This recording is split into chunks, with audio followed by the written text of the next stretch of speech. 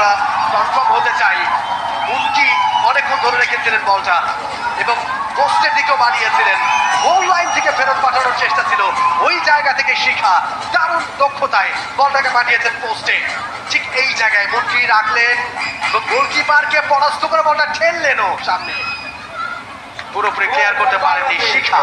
সুযোগটা নিলেন তিনি, একেবারে আত্মহার ছিলেন শিখা। ওয়ান টাচ একটা শট এবং সেটা পাঠালেন পোস্টে। 1-0 করে লিড বাংলাদেশের। আরো একবার আমরা কনফার্ম হতে চাই মুন্টি অনেকক্ষণ ধরে রেখেছিলেন বলটা এবং পোস্টের দিকেও বানিয়েছিলেন। গোল লাইন থেকে ফেরত পাঠানোর চেষ্টা ছিল, ওই জায়গা থেকে শিখা দারুণ দক্ষতায় বলটাকে পাঠিয়েছেন পোস্টে। ঠিক এই জায়গায় মুন্টি রাখলেন এবং গোলকিপারকে পরাস্ত করে বলটা ঠেললেনও সামনে, পুরোপুরি ক্লিয়ার করতে পারেননি শিখা।